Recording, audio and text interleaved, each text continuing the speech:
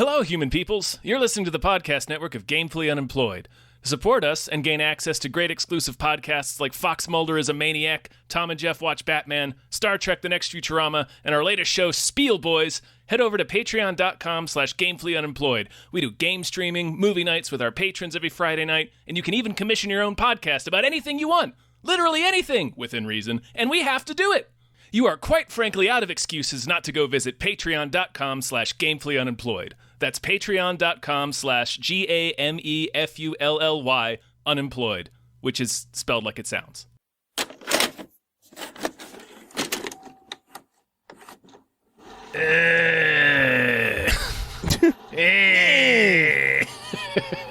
Is that a punk sound? Punk sound. That's the 7 o'clock on a Tuesday evening sound. Hey, yeah, my cat's she's gonna be pissed that her dinner's late. Yeah. Hey, everybody. Hello, everyone. My name is David Bell. My name is Tom Ryman. And we just watched Hardcore Logo. Yeah! After a certain age, it's hard to make friends. And I've known Joe since I was 13. It'll be my responsibility again to take care of everybody on the tour. I mean, we've been through shit, and we've been through hell and back, and we know what it's like, and we still survived. Like, this is the band, this is a gang, and if Billy's into it, and if John and Piper are around, I'll be doing it, and if they're interested, they'll be doing it with me, and if not, we'll see what happens. Let's jump right into this. Yeah. I don't think anybody. I think most people are like, wait, what did you watch? I think there's probably like a handful of people who are like, there's gonna be some people who know what this movie is, but yeah. One person who does definitely know is Steven, our Patreon producer, who gifted you this episode. Steven was kind enough to send us Blu-ray copies of the movie because you can't watch it, at least in America, on streaming. Maybe that'll change. Yeah, no, it's only available via Amazon physical copies. You can't watch it in the States. That made me afraid because I thought, this is going to be like so super obscure or indie. It's the director of Pontypool. Mm-hmm. So for any of you horror fans, you probably perk up. The director Pontypool, who's done a few other, notable things, including a sequel to this, which, boy, I'm curious what that is. I've read about it, and boy, does it seem like a bad idea. Yeah, I can't imagine it's about the same thing. To sum this up, this is a movie that I think a lot of people, the easiest way to describe it is to describe it as this is Spinal Tap, but it super isn't that. It's a faux documentary about a fictional band that starts named Hardcore Logo.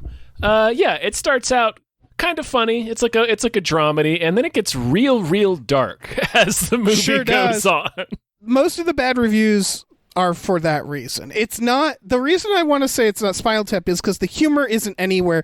The humor is very grounded. Yeah, it feels real. Yes. In fact, I knew going into this it was fake, but like when I first saw the cover art and like before I Googled it, I had no fucking clue what this was. It seemed like a documentary on punk. There's a lot of those. Yeah. This is a fake Canadian punk band, Hardcore Logo. Their stand-in song, because they didn't write, at least it didn't seem like they wanted to write too many songs, is they were doing Sonic Reducer by Dead Boys, which delighted me, absolutely delighted me. There's a few original songs in this. Are they original songs? I assumed they were just covers that I hadn't heard of. Only one I spotted was them doing Sonic Reducer, which the couple of like the "Who the Hell Do You Think You Are" is a song they wrote for the movie. Oh, you're right. Rock and Roll is Fat and Ugly. Someone's Gonna Die Tonight. Like a couple of them were written for the movie. Yeah, and they're bangers. I liked them. So it's about this it's this band that hasn't toured in 5 years. And their idol, by the name of he had Bucky a great Haight. name. Bucky Haight. Yeah. Bucky fucking Haight. Played by an actor who was in The Witch, Man of Steel, and X-Men: The Last Stand. Mm-hmm. He's in a lot of superhero stuff because he just looks very unique. In The Witch, he's like the old-timey vampire. Yeah, he does. In The Witch, he's like the old-timey colonist that like the dad is like, you guys aren't hard enough. He banishes them. Oh no, wait, he doesn't. They banish themselves. That's right. Yeah. Oh yeah, that's yeah, that's right. Because he's like, you guys aren't enough. You guys aren't hardcore logo enough. Yeah, exactly. I'm gonna go out in the woods and fuck around with this witch. And so they're getting back together because their hero Bucky Haight was supposedly shot in the leg, and they had to amputate both legs. Or in both legs. It depends on who you're hearing the story from. Yeah, the story is immediately shaky, and so they're doing this reunion after 5 years, and it's sort of like a character study of people from the punk scene who are hitting their mid-40s. And so, like, there's a lot of people who are mid-30s, because we hear in one of the last scenes, Billy Talent says, I'm going to be 35 next week. If I play this club one more time, I'm going to shoot myself. Right. Yeah. Right. They mention, what are you going to do at 45? But yeah, you're right. They're hitting, basically the idea is they're middle age. They're hitting middle age. Yeah. And they're just this, like, kind of small town, they're small time. Yeah. They're big, but they never broke through that. And we learned that, like, the lead guy Joe Dick kind of sabotaged them. Right. He has a line where he's like talking about the guitarist of, like, what do you say? He's a limo and models kind of guy, and I just want to be a hookers and taxi guy. Yep. Yeah. So this is their reunion. They play a good show. They make a lot of money for this charity for Bucky. And they decide, fuck it, let's hit the road. Let's do a tour. And so they decide to do a kind of reunion tour. And during this tour, we really see a lot of, like, push and pull between these people, their histories, their efforts for recovery, their incredible depression. Mm-hmm. It's very, very punk. Like, clearly this was written and directed by someone who knows punk rock. Yeah. And what I mean is not like someone who knows the scene. Yeah. And the people. Yeah, not just a fan necessarily, but somebody who was kind of mired in it. And, like, the lead guy is the lead singer of a band called Headstone. Oh, really? He's also an actor. Yeah, no, he's been in a lot of shit. Yeah. But, like, yeah, I was just like, Headstones actually is the name of his band, but he's like a legit punk singer. Right. Which surprises me.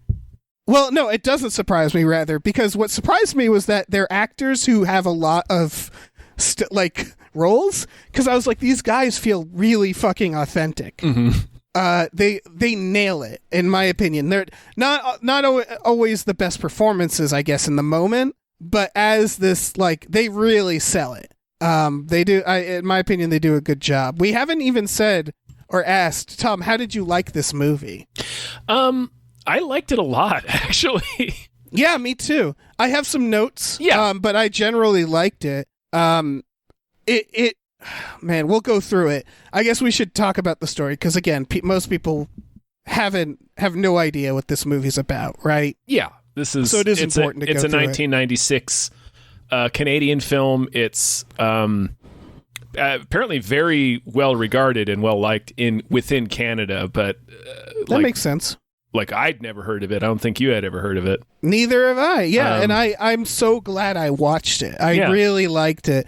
I mean, the moment I knew it was from the Pontypool guy, I was like, this is going to be really creative, and it was. Mm-hmm. That's the thing about this movie, is that the way it's shot, from the cinematography to the editing, to just like the moments, the direction of the characters, really good. It is really, really good. Yeah, they're able to make these moments. Like, for example, there's a scene where they meet their big fan. Like, she's the woman who follows them everywhere and is what's her name? Mary the fan. Mary the fan. Yeah, that's what they call her.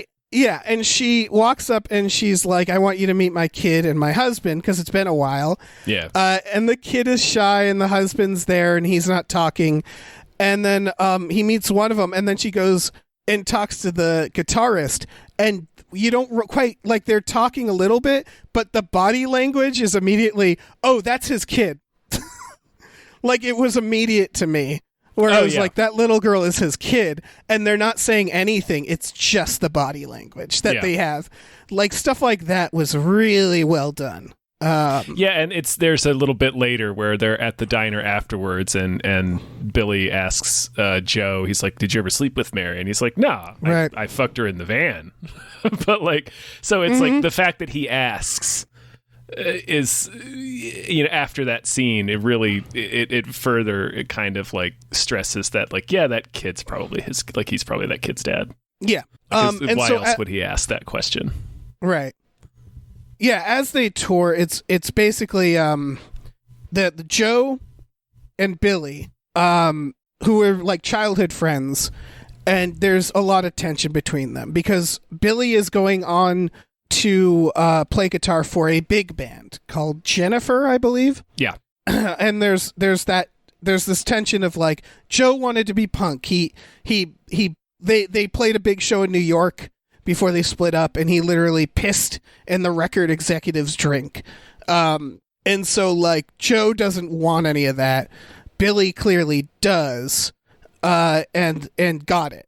And they've been friends forever, and now it's like this sort of split between them, and this little will they, won't they of like, are they getting the band back together, or is he going to fuck off and join this big band? Mm-hmm. So there's this constant tension, coupled with the fact that whenever they have scenes together, the charisma between them, like the fact they really get along, they really groove. Yeah. And so they do a really good job at that, where it's like they're clearly like they're clearly best friends, you know? Mm-hmm. And so it's them touring kind of while dealing with that tension, while dealing with also like their other guitarist. Is he a guitarist or bassist? He's the bass player. Bass player. Johnny. He loses his pills. It's not, and things spiral. Things get real out of control. Like at first he's kind of this funny character because we keep hearing him reading selections from his journal, and he's like this really deep, thoughtful guy, and it's like a little too profound. Like it's like cheesy a little bit, so it's kind of funny. He has that like very reformed attitude where it feels like he might have went and joined a cult. Yeah. You know? Yeah. But so it starts out as funny, but then as soon as he loses his medicine and it becomes clear that I think he's schizophrenic. Yeah, I believe so. But yeah, it starts getting real dark. Like he starts saying real dark shit, just behaving very strangely, and it's like and there's just nothing they can do about it. They're in the middle of the road, in the Canadian wilderness, so they just, we got to finish the tour. I guess we'll get him straightened out when we get back. He's a real Johnny Grenades, just dropping bombs everywhere. Like he's just emotionally too. That scene in the mirror where he's looking at them through the mirror, and he's just telling them exactly what's wrong with them. Mm-hmm. And it's like he tells one of them like, "Yeah, after this, you're just gonna like work a regular job. What are you gonna do?" Stuff like that. It's really well done. And then of course the drummer. Yeah, the drummer's just a maniac. Yeah. He's a real drummer. He's a pure drummer. Yeah. Yeah, exactly. So yeah, that's the film. They're leading up into the last show, and we learn that this band Jennifer, they don't need Billy anymore, right? They're like, you're out. Yeah. And so then that becomes a thing where Billy's bummed, and Joe is like, "You and me, man, we'll do this. We'll restart the band." We see him make like a handshake agreement with each other. Yeah, and then they go and they have one of their shows gets canceled because the venue is just shut down. Yeah, we're gonna talk about that, but a lot of this is very authentic to both being in a band and just like touring in general. Yeah. They show up and it's just not there. It's just closed. Doors closed. Yeah. So they go to visit Bucky Haight. And they show up at his door, and he has both of his legs, and it turns out that Joe just made it up. As like, what did he, just for money, right? He made it up. Yeah, get the tour started. He made it up because he tells Bruce McDonald, who is a character in the movie, although we don't see him. They keep we see him a few times. Yeah, that's true. We do, but they keep referring to him as Bruce, so they will talk to him directly during the movie. But he tells Bruce that like, look, that's the only way I could get Billy to come to agree to this is if I made this story up. And then like, so what'd you do with the benefit money? It's like, oh, I spent it on the tour. Yeah. So so he invented this story about Bucky Haight getting his legs shot off so that he would have an excuse to get the band back together and go on tour, and he just took all that benefit money. Yeah. Like a real scumbag. Like a real scumbag. But there's an emotional aspect where he wants the band back together. Yeah. It's clear that this was just all he knows, or like the best years of his life. So there's like the sad idea of it, but there's an unforgivable aspect too. Yeah. Like any good punk band, this is not like a big moment. Like this isn't like I can't believe it. They just sort of accept this. Mm-hmm. And then Bucky Haight's like, y'all want to do acid? So they do acid Bucky and they kill a goat. Yeah. They do acid, they kill a goat. It's straight out of like the sequence was very Fear and Loathing. Yeah. And I want to talk about that because Fear and Loathing came out 2 years later. I don't think Terry Gilliam saw this scene, but I do think this film's very ahead of its time and a lot of the way it was shot. They do the thing where they put the location sometimes really big on the screen, and it looks straight out of like Avengers. Yeah. The way Avengers did that. Like, and that's a new trend right now. It wasn't when this was made. There's certain editing tricks that they do that I was like, damn, this feels modern. Yeah. So they do acid, they kill a goat. Bucky hangs out with Billy the next day and tells him like that he really admires him and gives him his guitar. This is important because Billy previously said that he didn't really like Bucky. Or no, yeah, Bucky. Mm-hmm. Meanwhile, Joe, it's like his hero. Bucky's his hero. So Bucky embraces Billy, he doesn't like him. And then he tells Joe that if he ever uses him again, or he basically says, don't come by this way again. Fuck you. You used me to get this money. So he essentially rejects the guy who idolizes him and embraces the guy who doesn't like him. They get the opposite of their arcs. Yeah. And so this is where it starts getting especially dark. The bassist burns his journal because he catches them reading it. Yeah, the drummer starts reading it aloud to make fun of him, and he just takes it out and burns it. And so they go to their final show, and at the end of the last song... Oh, no, I'm sorry. You skip a pretty... Yeah, I skipped a very important thing, is that Billy goes to promote the show at the radio and learns in real time that Jennifer actually does want him. So it reverses. Jennifer actually does want you to play for them after all. Yeah. So he has the unfortunate position of having to tell Joe, like, never mind. We're not doing the band again. I'm going to go off. This is overheard by the filmmaker. By Bruce McDonald. By Bruce, who in the interest of, like, making a juicy story. And also because he's mad at Joe. Yes, he is. The character of Bruce McDonald, the film's director, is angry at Joe. Yep. And this is really cool because it's a cool way of... Yeah. Because for the first part of this, I was like, I don't think this needs to be a documentary. I think they're doing it because of the budget. Yeah, obviously that's a big reason for it, sure. Yes. But then this moment is a commentary on documentaries. Mm-hmm. And so he breaks it to him on camera before Billy can talk to him. Like an asshole, he says, too. Like an asshole, yeah. He says, how do you feel about Billy leaving the band, is how he breaks it to Joe. And Joe's like, what the fuck are you talking about? Yeah, exactly. And and then Bruce just repeats the question verbatim. Like he doesn't elaborate. It's very, And so then it's ruthless. It is ruthless. They play their last show, and on the last song, Joe attacks Billy, Mm-hmm. and they start fighting in the audience. It's very punk rock. While the bassist starts doing slam poetry. Yeah, he's also painted his face. He looks like a member of the Addicts. He's like all white. He's wearing underwear. He's painted himself white, and he's just reading this terrifying poetry. Yes. And the club is silent. Yep, as they're just fighting. Yeah, so and the crowd is just confused. The drummer's just sitting back there like, what's happening?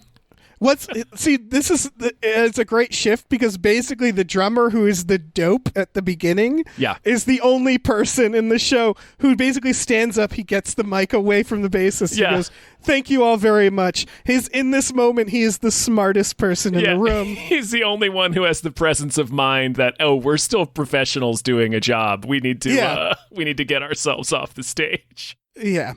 And so then we have the interview with Joe outside. He's pacing. He's very drunk. He grabs 2 glasses, which was interesting because I think he's initially, I feel like he's looking for Billy. Yeah. And it's very sad. It's very dark because he's out there. He's pacing. He has these 2 glasses drinking out of the bottle. You can hear the crowd as they're leaving the club. Everybody's making fun of him. Right. It's also the rumor is starting. They're starting to get exposed that they lied about Johnny Haight. Bucky Haight. Bucky Haight. And of course, I love that Joe, before the show, announces that Bucky is dead just out of spite, which was very funny. He's such a piece of shit. Yeah, he's such a jerk. And so he's pacing outside. He takes 2 glasses. He gives one to Bruce, our director. They pour drinks. He says cheers, and then he shoots himself. Yep. And the film ends. Yeah. And it's very dark. For a movie that starts very lighthearted, it ends super duper dark. And I would argue that is a problem with every movie about punk. Yeah. I always think of SLC Punk. Even Green Room ends very in a nihilistic way. Well, that's both my problem with the movie, and also I can't really fault the movie for ending this way because that's the story of this stage of punk rock. Exactly. Like this is the only reason. I know why. The only reason Gigi Allen didn't kill himself on stage is because he died before he got the chance to. That's the story of so many of these guys. Yeah. Gigi Allen's a good example. He was born Jesus Christ Allen, lived in a cabin with incredibly abusive and religious family, and then was just wound up and let go, and nobody stepped in and said, we need to help this person, because it was too punk rock. It was pretty punk rock to watch him shit and cut himself on stage. Yeah. People watched him do that. Oh, yeah. I told you, the Murder Junkies, without Gigi Allen, played with my friend's band. And this was maybe 10 years ago, so they're all old. Yeah. And their drummer got naked on stage, and you could tell he almost didn't want to. It's like Guar coming out in costumes. They were like, well, one of us, we got to get naked. We're the Murder Junkies, so let's do this. Draw straws beforehand. Yeah. Yeah, it felt like that. It was just like, all right, let's that's what this movie's about. Yeah. Yeah, it's about the older stage of punk rock. And I guess what I was getting to is the ending. It's the fact that punk rock is so nihilistic, and so many people who got not out of it, but who got old. Mm-hmm. This sort of ending where he blows his brains out after a show, it's what a lot of punks imagined was going to happen to them. Yeah. Because statistically it could. And so that's why most of these movies are very nihilistic, because it's a very nihilistic genre, and everybody fantasizes or thinks about this sort of thing in this genre. So it makes sense.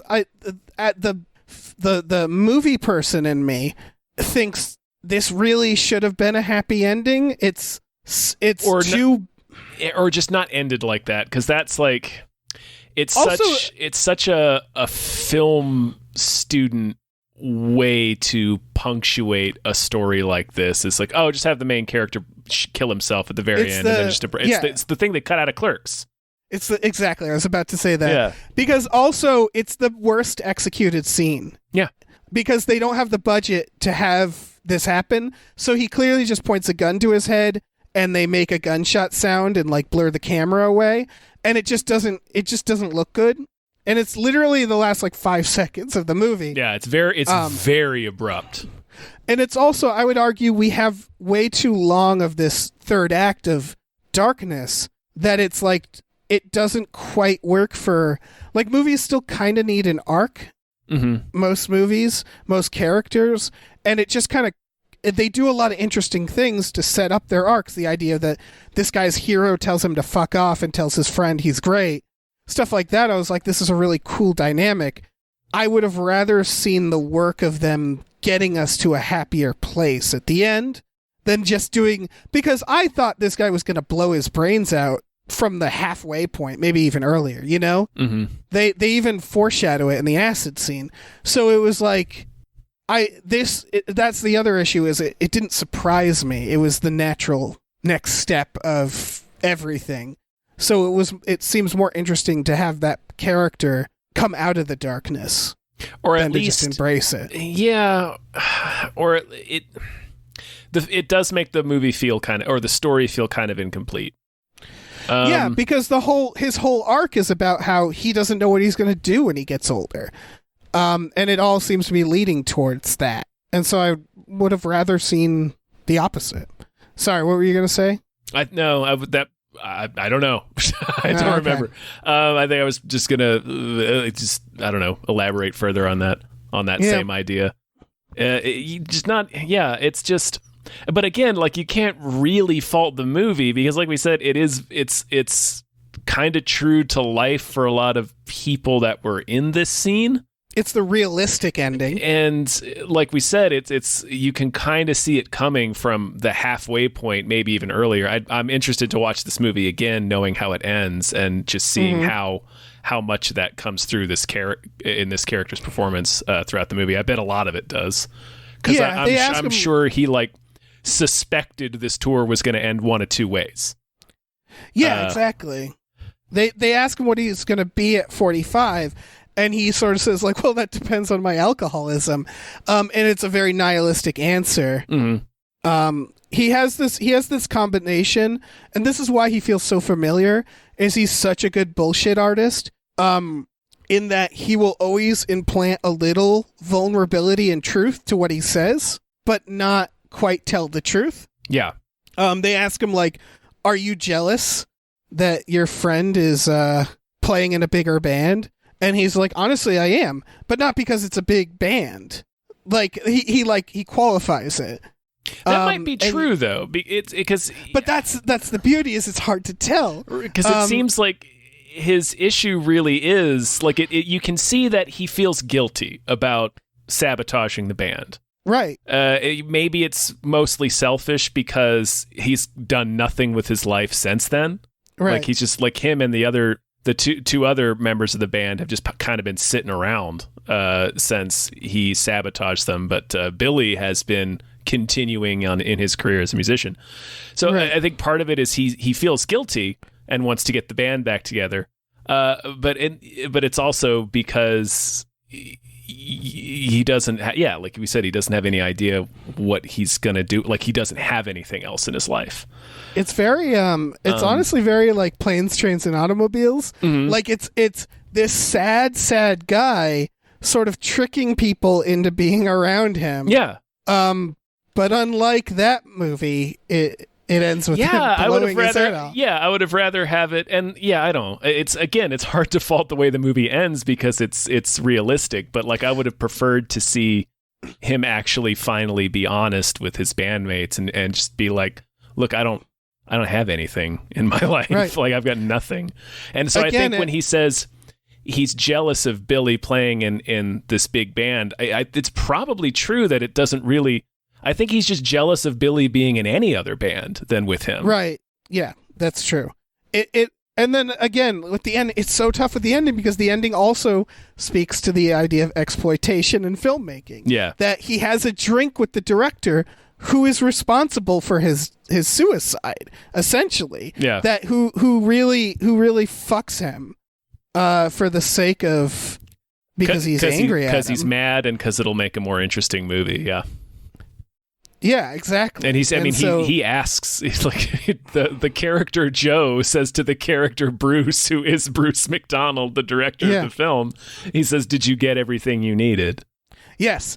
Yeah, he says, did you have a good time? Did you get everything you needed? And he's like, yeah. And so that's when he's like, all right. All right, here we go. Yeah.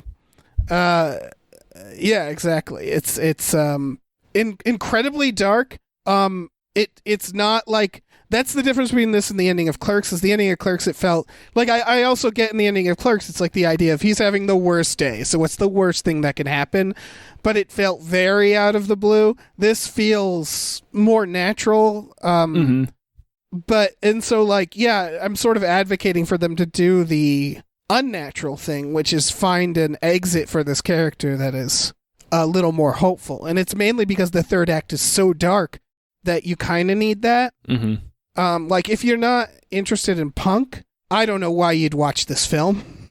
Yeah. Like, that is a big part of this. Well, I think if you like filmmaking, you should watch this, because they do, again, a lot of very interesting things.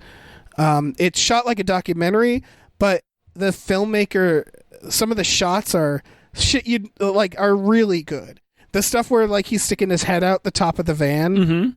All the interstitial stuff with the road, and it's just like this road that's turning on like a I don't know what you would call it, on a little wheel. Yeah, on a little wheel. It's like a ream, and it's just it's a model road that's spinning, and they put a little van on it. Yeah, and it looks really cool. There's the split screen stuff that's kind of ahead of its time. That scene, that's one of my favorite scenes in the movie, when it's all four of them in like Brady Bunch split screen. And you can hear them all, but the audio is mixed down for the other three, and it'll focus on one, and they're all talking about their family dynamic, basically, and they all have the same idea of what the band is. Like, the band means the same thing to them, which is why they're all on the screen at the same time. Yep. And yeah, the sound design is beautiful, like mixing, because you're right, it sounds like four people talking, but you can always hear one clearly of them. One of them. Yeah. That's and cool like as shit. The split screen like rotates in one part. It's like for something that's made in the 90s, it feels like it was edited on a computer where you could do a lot of this stuff easily. It's just very dynamic in the way it's shot. Stuff like when they're doing acid, they like start tossing the camera to each other, because again, it's all still a documentary style, so there's no like hallucinations. It's just edited in this way that's just really fucking manic and weird. And it's really, really, really well done.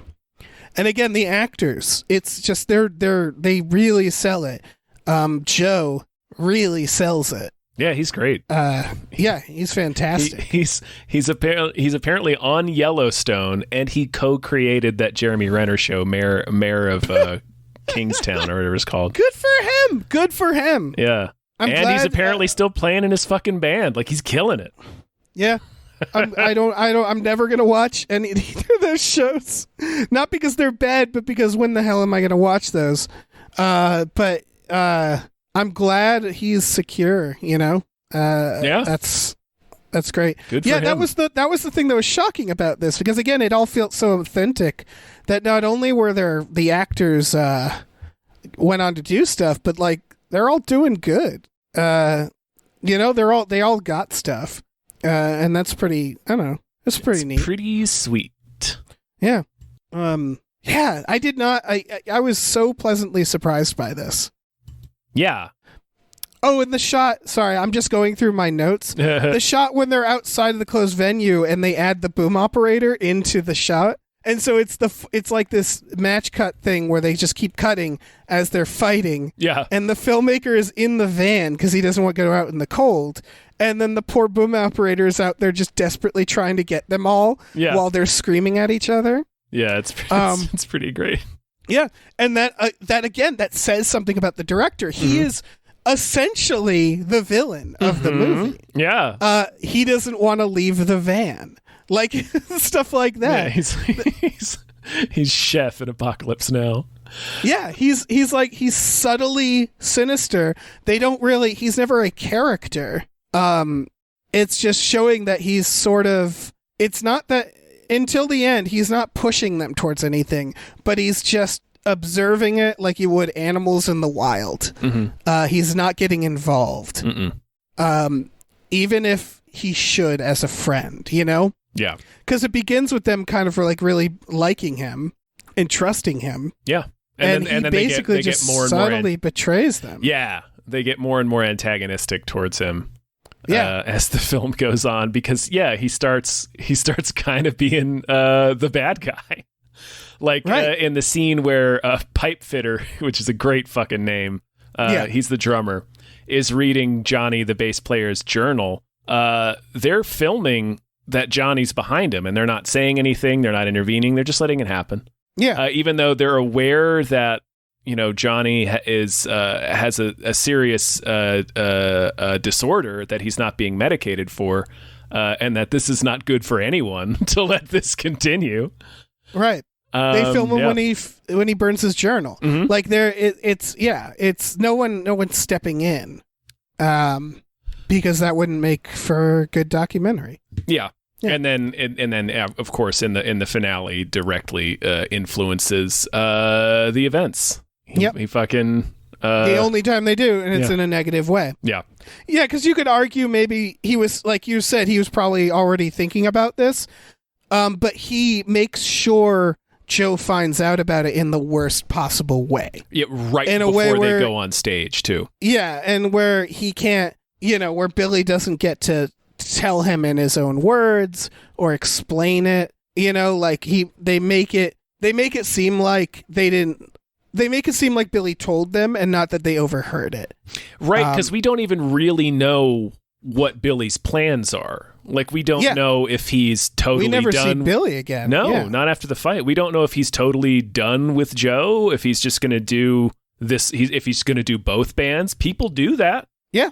It's like we don't ever get to hear him actually say what he thinks about it or what his plans are. Yeah, that scene where they show up and the club is closed. That was when it's really well done too. Yeah, it's such a good scene, but it also reminded me of something that actually happened to me and Adam Todd Brown and Jeff May and Alex Schmidt when we were on tour a couple of years back. We got to this club and I forget where it was, but the person who booked it went to jail. So like nobody knew what was going on and like nobody really knew where to set up or anything, and like I'm pretty sure we still haven't been paid for that show. Like shit like that happens all the time, especially when you're doing like a DIY tour like that. Oh, absolutely. Where it's just like verbal agreements and handshake agreements, and very often you'll show up and it's just like a complete shit show and nobody knows what's happening. Right. Yeah. Yeah, I've shown up and I've done shows back when I was in a punk band. We've done shows at like a restaurant in the middle of dinner service. Oh, I love those shows. Those are my favorites. It's just like nobody knows what's happening and nobody's talking to anybody. So it's like we literally got on stage and I literally said, "We're about to ruin your night," and then we started playing. Because was all these people just eating dinner. Like, who the fuck are these guys? Yeah. Coming up here. What are we doing here? Yeah, I was at a show like that. There was a Roadhouse, and so half of it was like a restaurant bar, and they had a stage, and there was like a mosh pit and stuff. It's like, have you seen like? Oh God, yeah. That's my favorite punk shows, where it's like church basement. Oh, yeah. Or like in a Denny's or something, where it's like, what the fuck is happening? In a deli. I've played in a deli before. Yeah. I've played in more than one deli. You play in people's houses. Out in the middle of like basement show. Some fucking peninsula. I don't even know where, like MapQuest doesn't even know where you are. All right. Fucking house parties are great. Yeah. Yeah. Those are perfect, I think. Yeah, when it's like, you're in a basement and there's like 50 people and there's no barrier between the band and the people, and it's just honor system. Yeah, the house. This one house we played at was pretty cool. It literally had like a secret passageway. Like it was an old like mystery house, and it had a secret passageway that everybody just kept walking through. Scooby-Doo is going to show up. Yeah, it was a fucking Scooby-Doo house. Yeah, I love in this that because again, Joe takes $20,000 and to put in their tour, and then he rents a van. That the first thing that happens in the van is the drummer. Yeah, pipe fitter's foot falls through it. Yeah, there's a hole that's covered by the rug. Beautiful, beautiful van. Yep, it's a tremendous van. And then he gets not like Planes, Trains, and Automobiles. This is like a different John Hughes road trip movie, Dutch. Joe gets all their money stolen by sex workers. Right. He sure does. Even though that's just $100, which I guess is like $1 million in 1996 money. Well, I think it was more. It was all the rest of the cash that wasn't given up as per diem. So, like, remember for the last 2 stops on the tour, they can't stay in hotels anymore because they don't have any more cash. Right. And Pipe Fitter won't give them his per diem. I think he's the only one that has a per diem left, and he won't give it to them.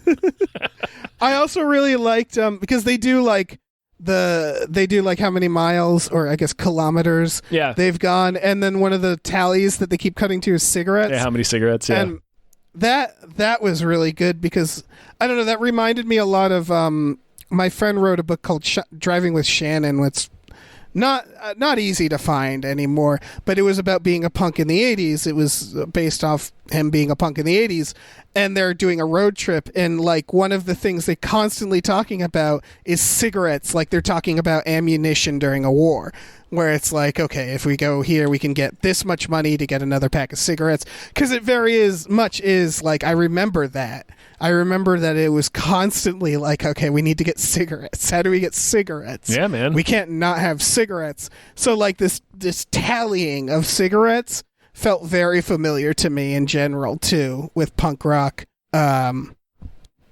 this is clearly made by someone who knows this world. Yeah.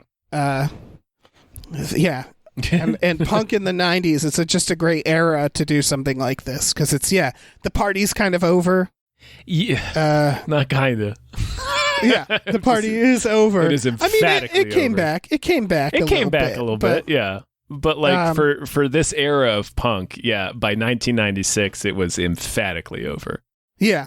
So it's just what happens when the party's over. And that is like, it can be dark times. It can be very dark times for some people, you know? Yeah. The punkest of people tend to that my friend he's fine. He's a perfectly fine individual, but he has dentures because he was like, during this time I didn't brush my teeth because I thought I'd be dead by this age. And it's like, well, guess what? Like that was a factor. Yeah, is that everybody in their 20s during the punk era was like, we're all gonna die anyway, man. And then you hit 35 and you're like, oh shit. Yeah, there's very much this. I mean, I went through it too, 100%. Yeah, like I was like, so did fuck it. I'm not gonna make it to 30, so who cares? And then there is this mentality where it's obviously it's very dark and nihilistic, and we're all fine people now, but like at the time you're like, fuck, I fucked up and lived too long. Right. And then when you hit you hit that point and you're like, well, now I want to live even longer if I can. It's like being nihilistic stops being. I mean, it was never an affectation. I mean, it is for some people for sure. But for somebody, I think it is to an extent. To an extent for some people, but for somebody like Joe in this movie, and for like like a lot of me and my friends and in our scene, like it wasn't really like it was like it's I don't know. So when you get, it's this line that you're walking where it's like, am I going to go over the edge or am I going to try to climb back up? And it's to some extent, and you don't have to like. That's what always bugged me about the ending of SLC Punk, where it was like it's not one extreme or the other. Yeah. You can be like that's what Bucky Haight kind of represents, is like he's not a punk. he's just like he's gotten older He's just and living so on a he goes, farm. Yeah. he's just living on a farm doing acid He's and chilling he's like, out.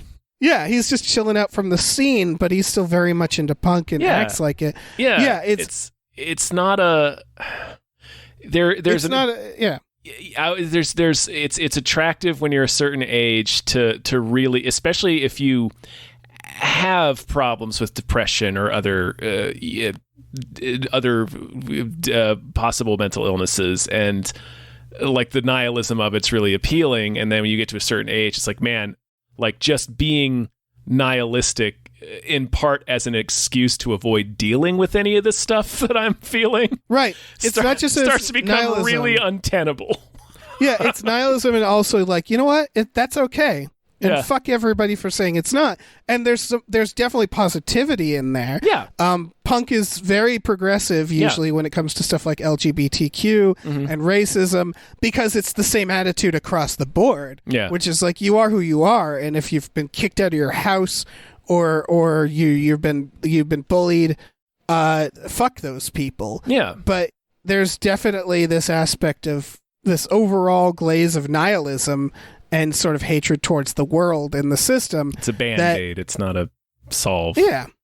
And there's always a place for it, I think. Yeah. There's always that. There's like, I would say that attitude has always stayed in a part of me as I got older. You just have to sort of, sort yourself out. You gotta be a little more responsible. Yeah. Especially if you're doing, see, I was never in a punk band. I lived with a punk band, and that was fun.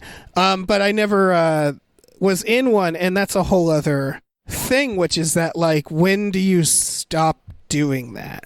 Maybe never. You don't have to stop. But for a lot of punk bands, I always I've seen so many British punk bands, and I always wonder about them. Bands like The Business and Cockspur, I've seen them while they're like nearing 60, and they can't possibly be making a living as that band, but they're popular enough to do tours.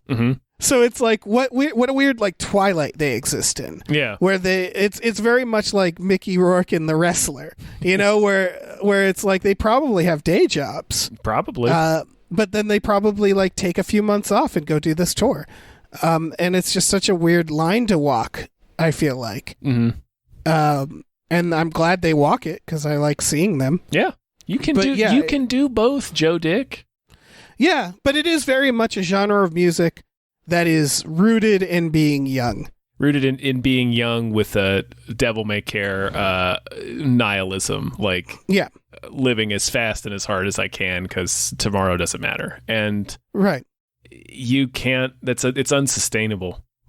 Right. I would also. Yeah. It's not special to punk too. By the way, it's I'm not. sure there's many genres. But we are talking about punk because we're talking about this movie. So yeah. I just didn't want people to feel like it's like special or something. No. Metal and rock and roll. Plenty of young rap. people in music and in entertainment have this attitude. Yeah. It's true for every genre except for ska. Yeah. Ska is just about holding on to precious life, I feel like. Clinging to life with your teeth. Every ska song is about being 68 and playing in a ska band. Gonna play in a ska band until I'm 75 years old. Oh, yeah. That's why Real Big Fish is called Real Big Fish, because they're talking about the big old fish they're gonna catch. Yeah, exactly. They're going to take pictures of it. I don't know if I have anything else to say about this. No, not really. It just this movie.